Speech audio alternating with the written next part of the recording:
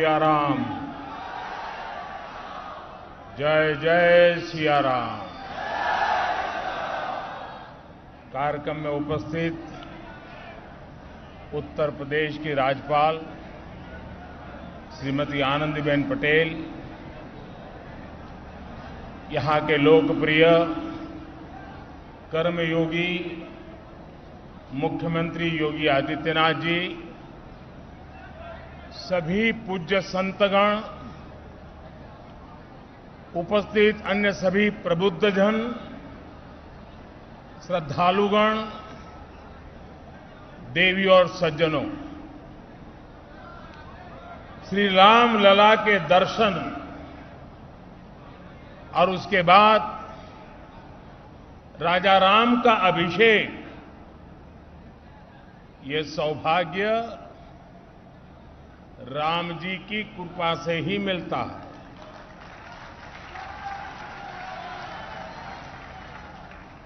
जब श्री राम का अभिषेक होता है तो हमारे भीतर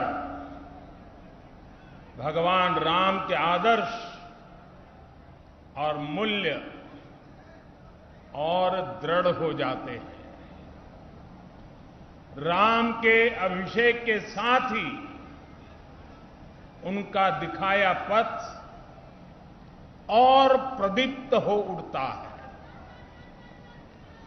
अयोध्या की तो रज रज में, कण कण में उनका दर्शन समाहित है। आज अयोध्या की रामलीलाओं के माध्यम से, सरयू आरती के माध्यम से, दीपोत्सव के माध्यम से और रामायण पर शोध और अनुसंधान के माध्यम से ये दर्शन पूरे विश्व में प्रसारित हो रहा है। मुझे खुशी है कि अयोध्या के लोग, पूरे उत्तर प्रदेश और देश के लोग इस प्रवाह का हिस्सा बन रहे हैं। देश में जन कल्याण की धारा को गति दे रहे हैं। मैं इस अवसर पर आपको, देशवासियों को और विश्व भर में फैले हुए राम भक्तों को भी हार्दिक बधाई देता हूं। मैं प्रभु श्री राम की पावन जन्मभूमि से सभी देशवासियों को आज छोटी दीपावली के पर्व पर कल के दीपावली की भी हार्दिक शुभकामनाएं देता हूं। साथियों, इस बार दीपावली एक ऐसे समय में आई है जब हमने कुछ समय पहले ही आजादी के 75 वर्ष पूरे किए हैं। हम आजादी का अमृत महोत्सव मना रहे हैं। आजादी के इस अमृत काल में भगवान राम जैसी संकल्प शक्ति देश को नई ऊंचाई पर ले जाएगी। भगवान राम ने अपने वचन में, अपने विचारों में, अपने शासन में, अपने प्रशासन में जिन मूल्यों को घड़ा, वो सबका साथ, सबका विकास की प्रेरणा है और सबका विश्वास, सबका प्रयास का आधार भी है। अगले 25 वर्षों में विकसित भारत की आकांक्षा लिए आगे बढ़ रहे हम हिंदुस्तानियों के लिए श्री राम के आदर्श उस प्रकाश स्तंभ की तरह हैं जो हमें कठिन से कठिन लक्ष्यों को हासिल करने का हौसला देंगे। साथियों, इस बार लाल किले से मैंने सभी देशवासियों से पंच प्राणों को आत्मसात करने का आह्वान किया है।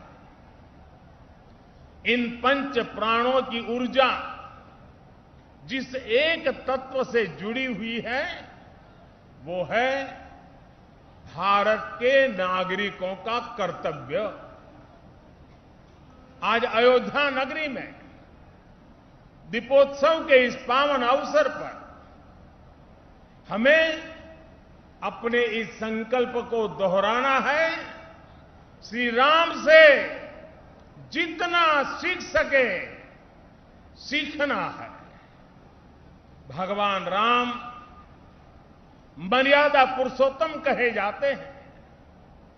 मर्यादा मान रखना भी सिखाती है और मान देना भी सिखाती है। और मर्यादा जिस बोध की आग्रही होती है वो बोध कर्तव्य ही है।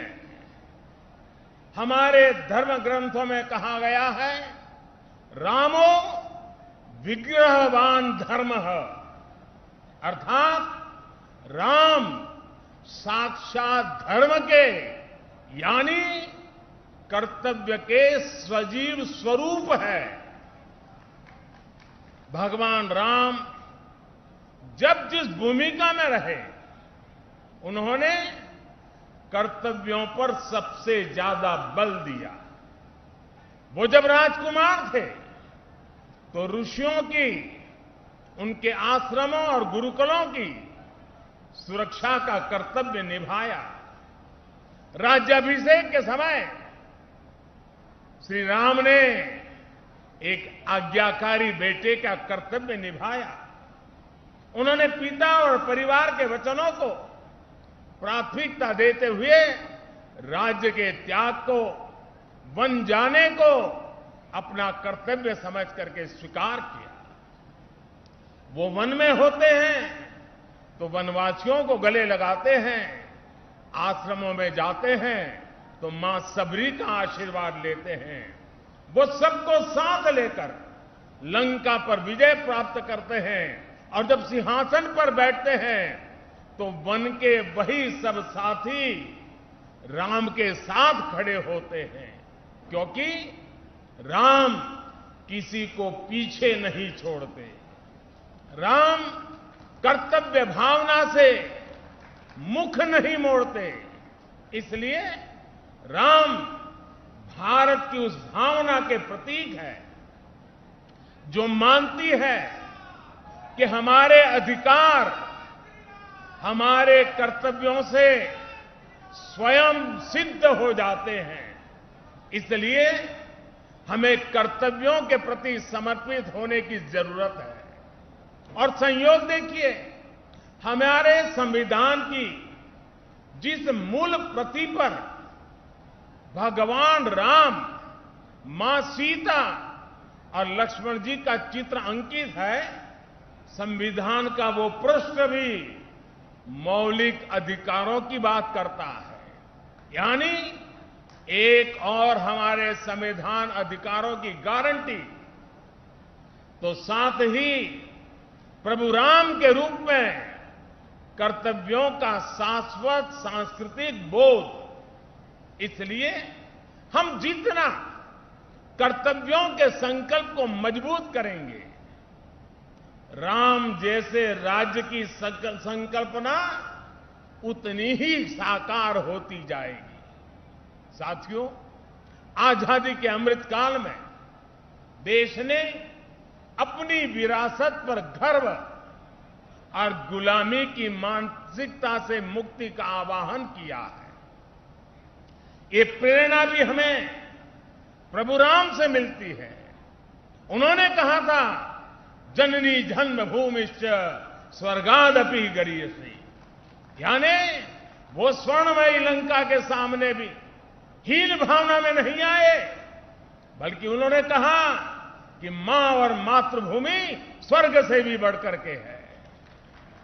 इसी आत्मविश्वास के साथ जब वो अयोध्या में लौटकर आते हैं, तब अयोध्या के बारे में कहा जाता है, नवग्रह निखर अनिक बनाई, जनु धे अमरावती आई, यानी अयोध्या की तुलना स्वर्ग से की गई है। इसलिए भाइयों और बहनों, जब राष्ट्र निर्माण का संकल्प होता है, नागरिकों में देश के लिए सेवा भाव होता है, तो भी और तभी राष्ट्र विकास की असीम ऊंचाइयों को छूता है। एक समय था जब राम के बारे में, हमारी संस्कृति और सभ्यता के बारे में बात करने तक से बचा जाता था। इसी देश में राम के अस्तित्व पर प्रश्न चिन्ह लगाए जाते थे। उसका परिणाम क्या हुआ? हमारे धार्मिक सांस्कृतिक स्थान और नगर पीछे छूटते चले गए। हम यही अयोध्या के रामघाट पर आते थे तो दुर्दशा देखकर मन दुखी हो जाता था। काशी की तंगहाली, वो गंदगी और वो गलियां परेशान कर देती थी। जिन स्थानों को हम अपनी पहचान का, अपने अस्तित्व का प्रतीक मानते थे, जब वही बदहाल थे तो देश के उत्थान का मनोबल अपने आप टूट जाता था। साथियों, बीते 8 वर्षों में देश ने हिंद भावना की इन बेड़ियों को तोड़ा है। हमने भारत के तीर्थों के विकास की एक समग्र सोच को सामने रखा है। हमने राम मंदिर और काशी विश्वनाथ धाम से लेकर केदारनाथ और महाकाल महालोक तक घनघोर उपेक्षा के शिकार हमारी आस्था के स्थानों के गौरव को पुनर्जीवित किया है। एक समग्र प्रयास कैसे समग्र विकास का जरिया बन जाता है, आज देश इसका साक्षी है। आज अयोध्या के विकास के लिए हजारों करोड़ रुपए की नई योजनाएं शुरू की गई है। सड़कों का विकास हो रहा है, चौराहों और घाटों का सौंदर्यीकरण हो रहा है, नए इंफ्रास्ट्रक्चर बन रहे हैं, यानी अयोध्या का विकास नए आयाम छू रहा है। अयोध्या रेलवे स्टेशन के साथ साथ वर्ल्ड क्लास एयरपोर्ट का निर्माण भी किया जाएगा, यानी कनेक्टिविटी और अंतर्राष्ट्रीय पर्यटन का लाभ इस पूरे क्षेत्र को मिलेगा। अयोध्या के विकास के साथ साथ रामायण सर्किट के विकास पर भी काम चल रहा है, यानी अयोध्या से जो विकास अभियान शुरू हुआ उसका विस्तार आसपास के पूरे क्षेत्र में होगा।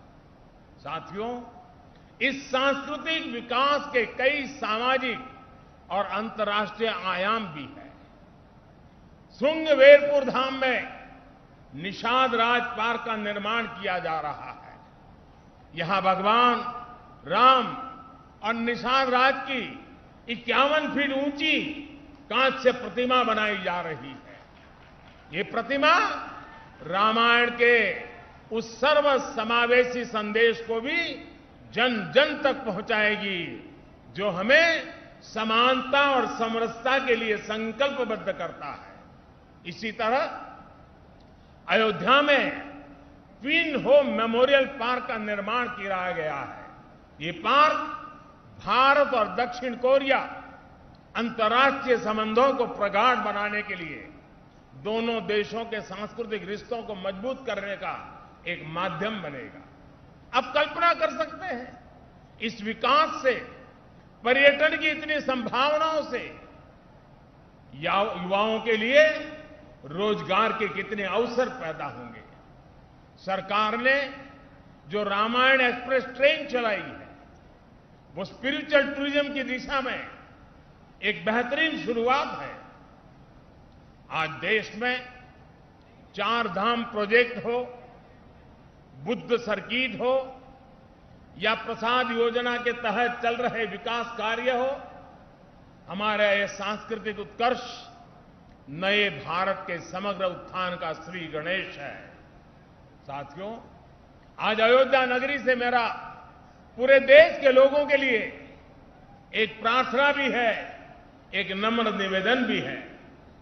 अयोध्या भारत की महान सांस्कृतिक विरासत का प्रतिबिंब है।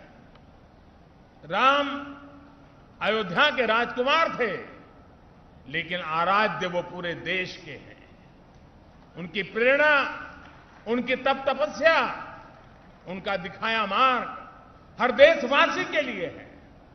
भगवान राम के आदर्शों पर चलना हम सभी भारतीयों का कर्तव्य है।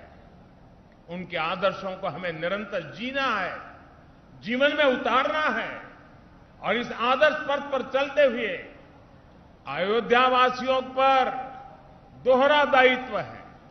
आपकी डबल रिस्पॉन्सिबिलिटी है मेरे अयोध्या के भाइयों बहनों। वो दिन दूर नहीं जब विश्व भर से यहां आने वालों की संख्या अनेक गुना बढ़ जाएगी। जहां कण कण में राम व्याप्त हो, वहां का जन जन कैसा हो, वहां के लोगों का मन कैसा हो, ये भी उतना ही अहम है।